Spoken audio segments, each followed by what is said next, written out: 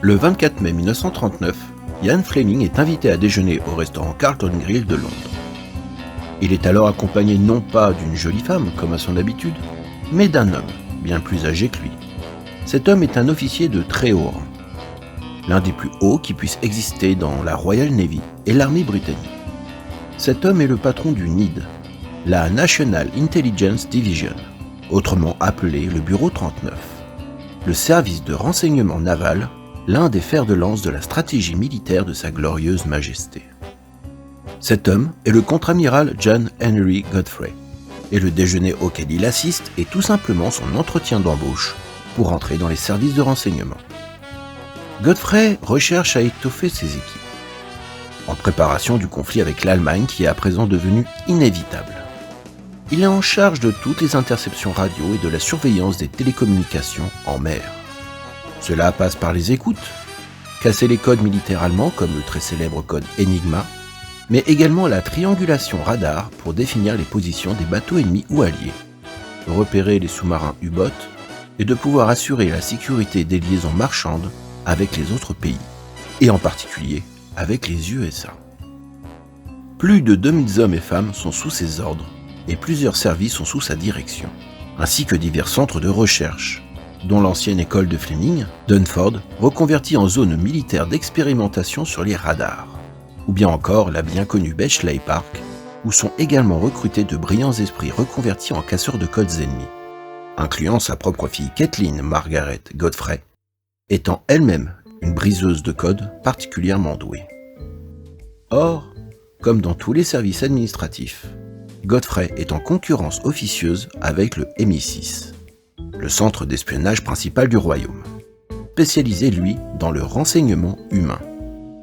Le service est alors dirigé par Stewart Menzies, qui se fait appeler C, et qui est tout comme Ian, un ancien d'Eton et un membre du Gentleman's Club des Whites. D'autres services coexistent, et il est primordial de pouvoir faire passer les informations d'un service à l'autre. C'est là que rentre en compte le rôle d'aide de camp de Ian Fleming.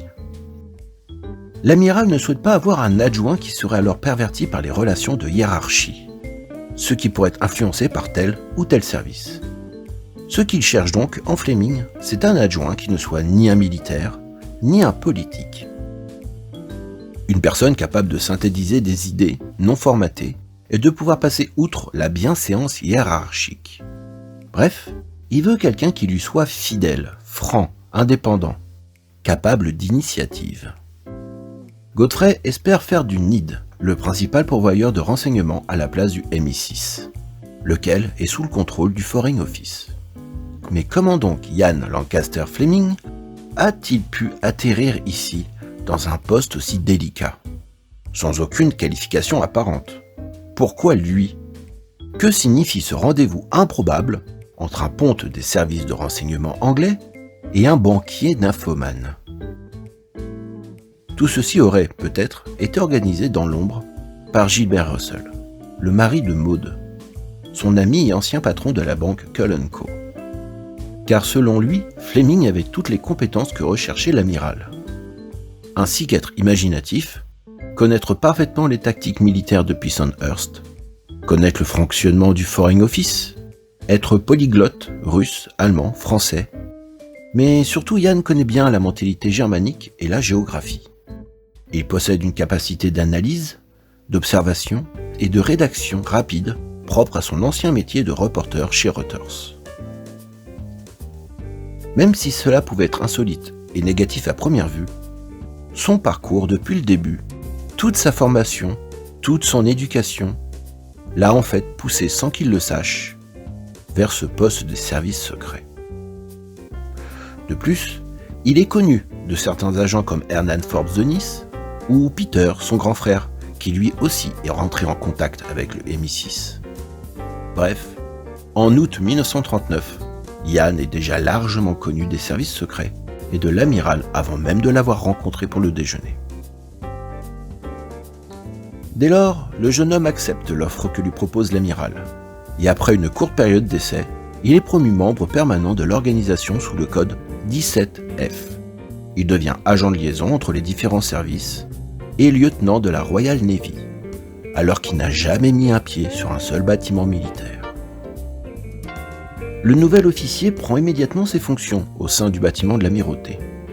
L'endroit est d'ailleurs immortalisé en reflet sur la plaque de cuivre du film Au service secret de Sa Majesté, et dans No Time to Die, où on peut voir le nom du club cubain El Nido, comme une très jolie référence espagnolisée à cet organisme d'État, le NID.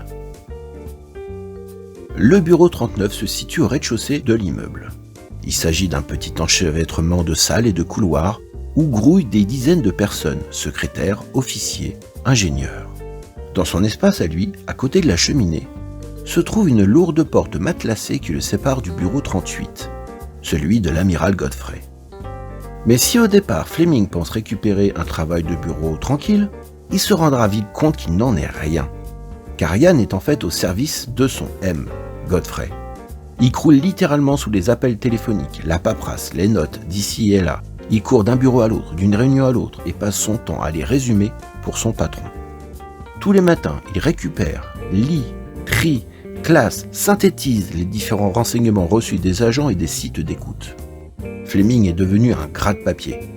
On est loin, très loin, de la vision romanesque qui inspireront les aventures de 007 entre voyages aux Bahamas et cocktails au casino.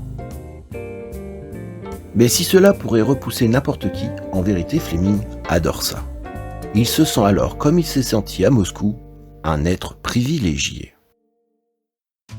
J'ai partagé tous les secrets avec lui, de sorte que si je me faisais assommer, quelqu'un d'autre serait capable de ramasser les morceaux.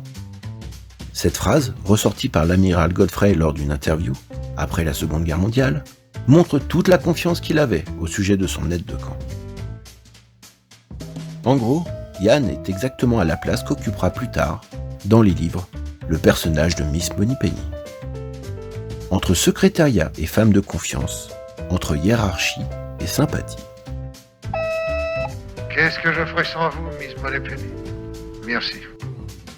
Pour gérer sa lourde charge de travail, Ian est également secondé par un autre homme un peu plus âgé que lui, le capitaine Charles Drake, qui est théoriquement l'officier supérieur de l'endroit, un brillant officier de la marine qui fut handicapé lors d'une explosion.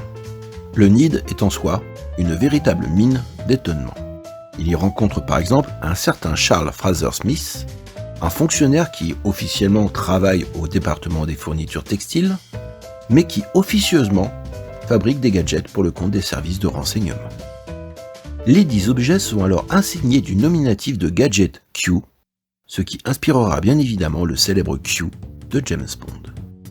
La lettre Q, quant à elle, est en réalité une référence aux Q-boats, des navires de guerre de la Première Guerre mondiale qui se faisaient passer pour des navires marchands, cibles préférées des sous-marins ennemis, mais qui cachaient secrètement un très lourd armement. Une fois que le sous-marin ennemi était attiré par ce leurre, pris au piège, le Q-boat sortit ses armes et coulait son ennemi. Certains de ces gadgets Q comprenaient un blaireau à barbe qui pouvait être dévissé pour stocker des matériaux importants, tels qu'une carte ou une boussole. Des lacets de chaussures pouvaient être convertis en scie à métaux, ou encore des briquets appareils photo, ou encore d'autres accessoires de sauvetage comme des mini-bouteilles de gaz servant à regonfler un gilet de sauvetage ou la mise au point d'un colorant fluorescent pour mieux repérer les survivants lors d'un crash en pleine mer. L'un de ces autres joujoux était des balles de golf creuses, qui inspira Ian pour y cacher des pierres précieuses dans son roman « Les diamants sont éternels », ou encore la possibilité de dissimuler une lame dans une semelle, comme la chaussure empoisonnée de Rosa Klebb dans Bon baiser de Russie, ou encore dans Goldfinger. Mais l'un des coups les plus aboutis de Fraser Smith était sans nul doute la création d'un sarcophage dénué d'oxygène pour préserver un cadavre pendant plusieurs jours sans réfrigération. Le malheureux cadavre, donnant l'illusion d'être mort depuis peu de temps, fut largué avec de faux papiers au large des côtes portugaises et récupéré par les Allemands. Il avait sur lui de faux papiers montrant que le débarquement aurait lieu en Grèce et non en Sicile. Cette opération fut célèbre, après-guerre, au cinéma, sous le nom de code Mincemeat ou chair à pâté. Ce plan permit, en l'occurrence, l'opération Husky, en 1943, le débarquement des forces alliées en Sicile, à la place de la Grèce ou de la Sardaigne, comme indiqué sur les faux documents. Elle fut entre autres suggérée au début de la guerre, parmi d'autres idées, rédigée par Ian Fleming dans un mémo qui fit paraître au service de Godfrey. Le mémo Truth, ou en français, mémo Truite. Godfrey fit publier dans l'état-major ce fameux mémo, qui était un récapitulatif de 54 stratégies à adopter contre l'ennemi, et qui était signé d'un F, F comme Fleming. Et puis nous le verrons, Fleming eut d'autres responsabilités encore. Ian était alors fasciné par l'imagination de ces hommes à concevoir des éléments détournés et des armes cachées comme le faisait un autre inventeur de génie, Robert Churchill. S'il succède à Q, il doit s'appeler R. Qui avait fabriqué un stylo cachant une sorte de pistolet à gaz et qui, comble du luxe, pouvait, selon la cartouche insérée à l'intérieur, être létal ou soporifique. Alors là, bravo. D'autres membres des services secrets étaient experts dans le combat et auraient même appris à Fleming, selon ses dires, à tuer un homme à main nue. Et puis, il y a eu aussi le colonel Leslie G. Cardew-Wood, de la station 12, encore appelée Aston House, qui lui était davantage spécialisé dans les explosifs. Stylo plume, c'est une grenade catégorie 4. 3 clics, vous amorcez 4 secondes de mèche. Encore 3 clics, vous désamorcez. Ce fut ici que fut utilisé et mis au point le plastique explosif. Mais aussi les petits véhicules, comme un canoë qui pouvait se reconvertir en véhicule de plongée sous-marine. Vous espériez un stylo ABI qui explose? On ne donne plus trop dans ce genre de truc. Le personnage de Q n'est jamais montré dans les romans, ou plutôt, il est juste mentionné. Il s'agit de la section Q en général, la Q branch. Alors que dès le premier épisode des films, James Bond contre Dr. No, on a affaire à l'armurier, le Major Boothroyd, qui va se confondre avec l'ingénieur pour donner le même personnage. Q agit alors comme un allié pour Bond, pas comme un supérieur à proprement parler, mais comme un pédagogue, un professeur. Il lui donne des conseils, le moralise. Un peu d'attention, 007. J'ai toujours essayé de vous enseigner 2 choses. La première, ne jamais laisser voir qu'on est blessé. Et la seconde? Toujours avoir un plan d'évasion.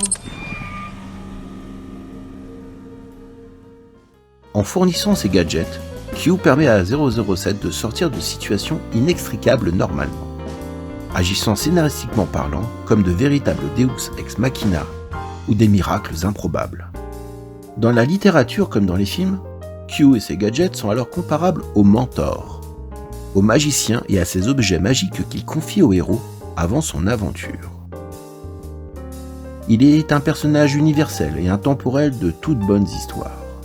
Comme les dieux qui fournissent les armes à Persée pour pouvoir vaincre Gorgone, jusqu'à Panoramix et sa potion magique, du druide Merlin et de ses sortilèges, à l'ancien Jedi Obi-Wan Kenobi maîtrisant la force. Il est alors intéressant de comprendre comment et de quelle manière Ian Fleming, au travers de ses écrits, a réussi à transposer l'archétype du roman merveilleux de chevalerie à une situation qui émane de réalité. Car les gadgets et leurs concepteurs, eux, sont réels. Les espions également. Mais dans les romans comme dans les films, l'analogie est alors magnifiquement retranscrite. Car dans les œuvres de Fleming, et plus encore dans les films, la technologie et la science ont tout simplement remplacé la magie et le surnaturel. Ah, vous avez pu recoller toutes les pièces de la Lotus? La locomotive de vos sarcasmes devrait bien épargner le matériel maison 007. Sans lui, vous seriez moins flambard en mission. J'en conviens aisément. Le Dr. No du film exploite la radioactivité, devenue ici, pour le profane, une source mystérieuse de pouvoir.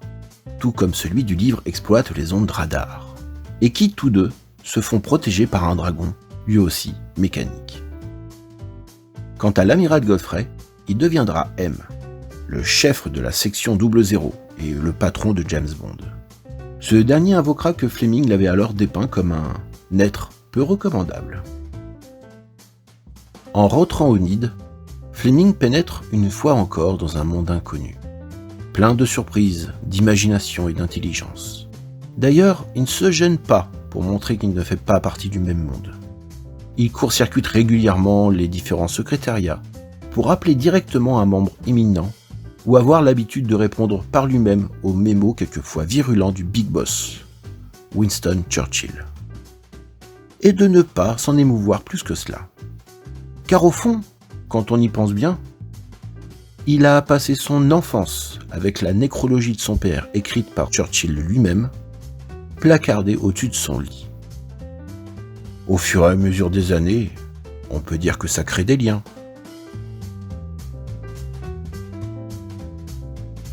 Septembre 1939, la Grande-Bretagne rentre en guerre.